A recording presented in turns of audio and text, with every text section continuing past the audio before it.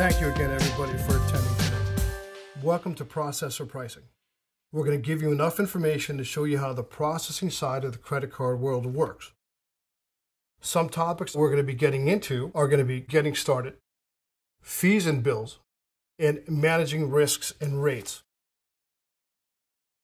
The first thing we need to do is take a good look in the mirror and categorize your payment card needs. Make sure you can do this in such a way that you can get the information clearly across to your potential processors or merchant service providers to avoid boarding and any pricing issues. These basics help the processor to get a snapshot of your business model. This is important as this will dictate pricing, equipment, and services. Keep in mind that what you sell, to whom and how, will set the foundation of your price structure. This is known as the liability on the account and will dictate any additional costs. A quick example. Retailer face-to-face would be low cost due to low risk and low liability. Moto accounts, mail order, telephone order would be higher costs and higher liability as you have person not present and card not present. Yet there is a little bit of interaction with the individual making the purchase. Then, of course, e-commerce is totally card not present and person not present with no interaction.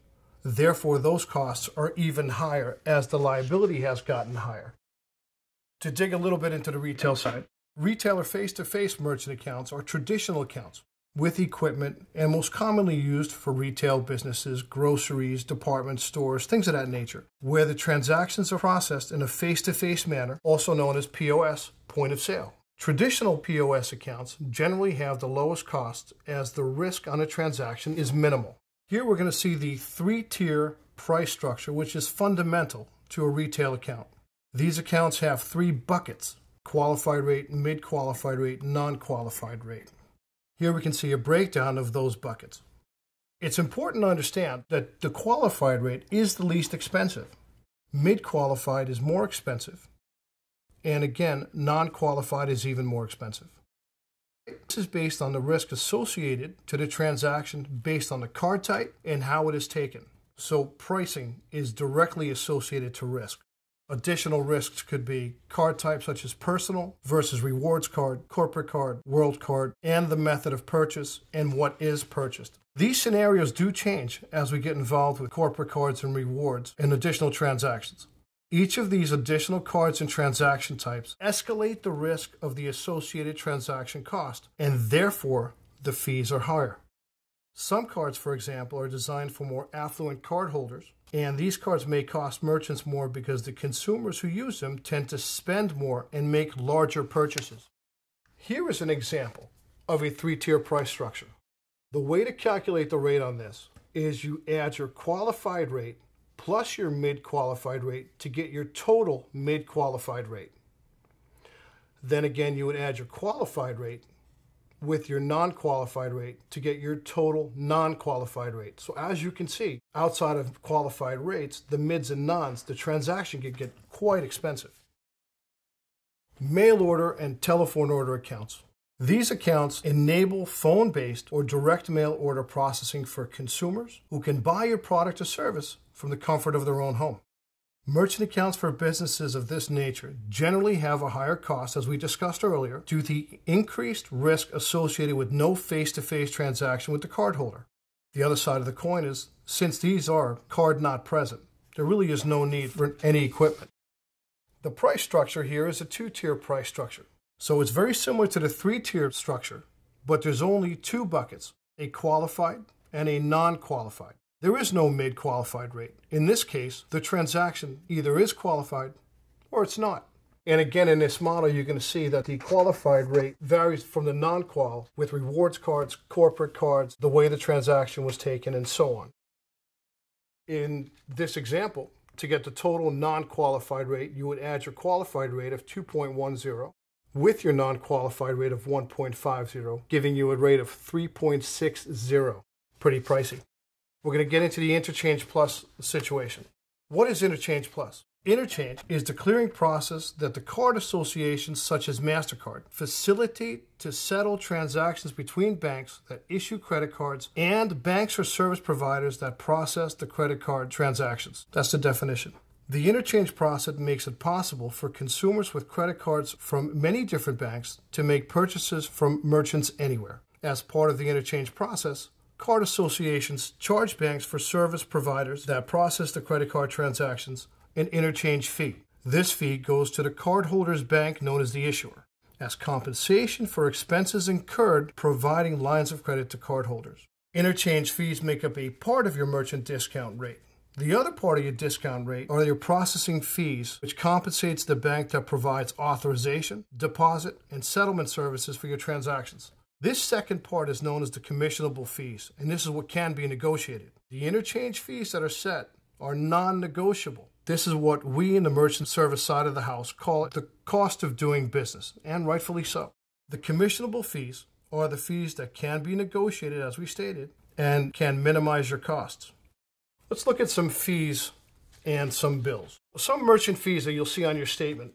A percentage fee, those are the most substantial contributor to pricing and processing expenses. A percentage fee is charged as a percentage of a gross credit card transaction. How percentage fees are applied is the main difference between a tiered price structure and interchange plus merchant accounts. A transaction fee, as the name implies, transaction fees are charged when a merchant performs a transaction. Here's a common misconception in that the term transaction refers to the act of charging a consumer's credit card. In fact, that's wrong. A transaction is any action that requires communication with the processing bank.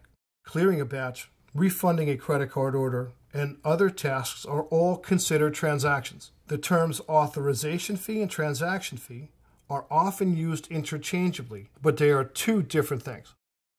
A transaction fee is assessed on all transactions, whereas an authorization fee is assessed on authorization responses only. Flat fees. They are charged regardless of processing volume or transaction activity and are the same amount charged each time.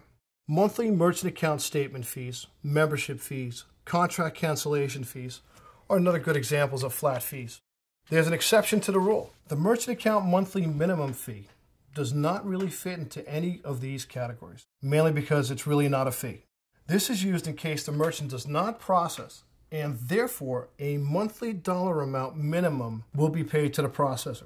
If the merchant processes more than that monthly dollar minimum fee, then that fee is not charged. This fee is set by the merchant service provider and can vary greatly from one provider to the next. These are also very negotiable. Let's take a look at your monthly statement. Some quick terminology that you're going to find on your statement is what we're about to go over. I'd like to start the session by stating that there are many different statement types. In saying that, they're all written a bit differently. Some easier and some harder to read. So you really have to get to know your specific statement from your specific provider. In this particular case, we're going to break down some of the categories here. Total amount submitted is the total dollar amount of card transactions submitted and processed during the statement period. Third-party transactions are the transactions that are passed directly to third-party service providers, commonly including such as American Express and Discover. Chargebacks and reversals. These are the transactions that are challenged or disputed by a cardholder or cardholder issuing bank. A reversal is the amount that was initially resolved against the merchant but has subsequently been resolved in favor of the merchant. And then we have adjustments, which adjust the amounts added or deducted from your account to resolve processing and billing discrepancies.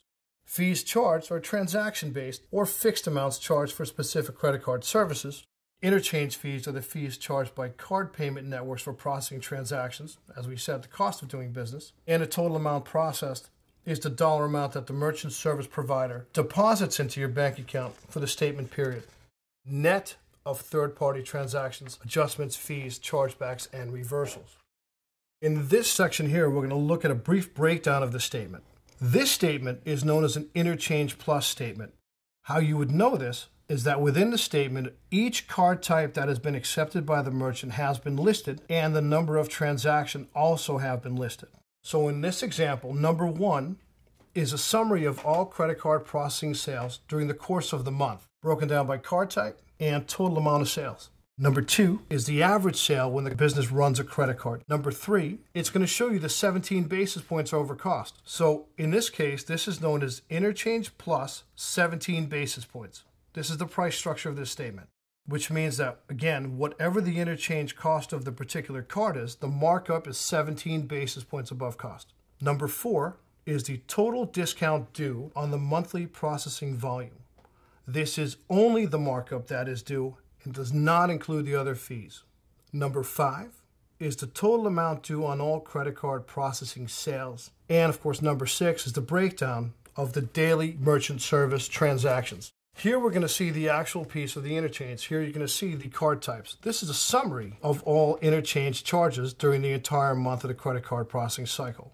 If you're not familiar on how to do this, you can also call your processor and ask them to take you through and help you figure out your fees. Number 2 on this particular situation shows you the additional transaction fees of 10 cents per transaction. Essentially, this makes this client's total credit card processing cost interchange plus 17 basis points as the rate plus 10 cents per transaction.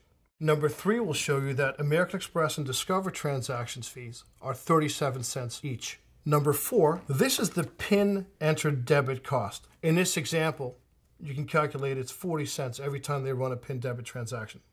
Number 5 is the total additional credit card processing fees. 6 are the total fees of the month. And number 7, the total percentage paid for the entire month's credit card processing. We're going to look at managing risk and rates at the moment, and we're going to go into some helpful tips on how to minimize your costs. First and foremost, compare, compare, and compare. Your first step to getting the best deal is to compare providers, local banks, ISOs, and MSPs. You want to get the best pricing structures, you want to get the best deals, you want to get competitive rates and services. The interest rates on merchant accounts are a little complicated at times, so it's important to make sure you have a good understanding of what they are before you sign any agreements. Make sure that your refund policies, return policies, terms of service, and any additional policies and procedures are easy to read, easy to understand, and clearly visible. These policies are absolutely key in keeping your merchant account in good order and plays a big part in resolving customer disputes, chargebacks quickly and effectively. Processors also look at this for the relationship. They like to see when these things are in order because they can actually lower the risk on the account. Get a breakdown of all fees, including recurring fees, such as monthly fees, statement fees, etc., and get to know those fees as well. To get a merchant account these days, you may have to sign a contract. Some can lock you in for 1, 3, or 5 years unless you pay early termination fees. Those fees can range from $100 to thousands of dollars, depending upon if it has a multiplier. Beware of that and do not sign any agreements unless you have everything explained to your satisfaction and in writing. In this particular situation, we're going to look at lowering rates for lowering risk. As we discussed earlier, processors will look at an account based on certain parameters. The type of industry you're in, what you sell, how you sell it, and to whom, obviously e-commerce, moto, retail. Additionally, they're going to look at your security, PCI, payment card industry security. Are you PCI compliant? And then, of course, if your business does have a pattern, they're going to look at that to find out how you keep your merchant account and so on. In this situation, we're going to try and give you some information on how to manage your risk. Because if you manage your risk, you'll manage your rates. We'll get into some fundamentals here that you should do for your protection, regardless of your merchant account type. The most important thing to know is that the greater the potential for fraud or risk, the higher the processing rate you're going to be charged. So the more complete the information per transaction and the more assurance that you're transacting with the actual card holder, the less risk and the lower the rates. Some of your employees may not realize that when the card doesn't swipe the first time and they just key in a transaction, that becomes a much more expensive transaction for you. Or if they don't worry about getting a phone number or an email address or bill to ship to, or a CVV2, which is security code. Every one of these missing pieces increase the cost of your transaction and also has a higher level of security on it, which translates into the potential that it may go wrong. Get into a little bit of security and transaction tools. I can't stress enough that you should always use AVS and CVV2, address verification system, and the security code on the back of the card. They cost pennies on the dollar and can save you hundreds or thousands of dollars. Additionally, they help fight fraud and chargeback issues. Address verification system, AVS, works for transaction types of all kinds, from e-commerce to swipe to key entered. It checks to make sure that the address on file with the card company matches the information being provided at the time the transaction takes place. It's a live match. There are different levels of AVS, from verifying the zip code to verify the entire address is accurate. Depending upon your business, you may decide to take one level over another. There is usually, again, a nominal cost for this service, cents per transaction, but they can save you big dollars in problems in case of fraudulent activity and chargebacks. The very famous "I didn't do it," and many more of those types. This measure should be asked for if it is not introduced to you by your provider. Again, it's a must-have. Now, card verification code, or CVV2, card verification value, this is a code listed only on the back of the card, which is tied directly to the card to help ensure that these transactions done non-face-to-face, that the person making the purchase has the card in their hand. Card not present. We're going to talk a little bit about fraud and the importance of the tools that we have for the industry. Since fraud is a particular concern for mail order and telephone order and internet businesses, these transactions are card not present and person not present. Businesses can minimize the occurrence of fraud transactions through a number of safeguards. Prior to shipping merchandise, call the cell phone number or the phone number that the customer provided and verify the transaction information. Often fraudsters are unable to verify the information as they originally provided because they've ordered so many different things so many different times that they do not keep a record. Be sensitive to priority shipments for fraud-prone merchandise. This may indicate a fraudulent transaction. Be wary of orders from past customers that differ from their usual purchasing patterns. Make sure that the bill to and ship to are the same. Take the security code on the back of the card, send confirmation of order, and also the delivery could be a signed delivery, but make sure it goes through a trusted provider such as USPS, FedEx, or UPS. Taking signature on delivery is actually quite good. These are some precautions that you can take to minimize the risk of these transactions. Okay. Get into secure code a little bit and what the product does and how it helps you. This product adds additional security against unauthorized use of card, which is also part of the chargeback reason codes. By adopting a product like this and having your customers enroll, you will not only bring an added value of security and comfort to your customers, but you will drive the message that this merchant is trusted. It is in the best interest of the merchant to implement this program, which protects you from an unauthorized use of card and can minimize identity theft and frauds, which results in chargebacks, loss of product or service, and additional rates and fees. Secure Code is a very simple password-protected identity checking service that takes the risk out of online retail for you and your customers. You get protection from fraudulent transactions, and another benefit is you eliminate chargebacks. Secure Code can actually help you, and this is important, and protect you from fraudulent claims from cardholders that they didn't take part in the transaction, didn't authorize it, don't know it. Once you're up and running with Secure Code, you are no longer liable for those types of chargebacks. It also bolsters consumer confidence. It helps achieve bigger sales because people are more comfortable, and it's very easy to implement and use. But to do a quick recap, negotiate your rates and fees, understand your statements, use the security tools that are given to us by the networks to help and secure the transactions. And obviously qualify your providers. They're qualifying the merchant accounts. You should qualify them to make sure that they're actually the proper partner for you. Thank you very much.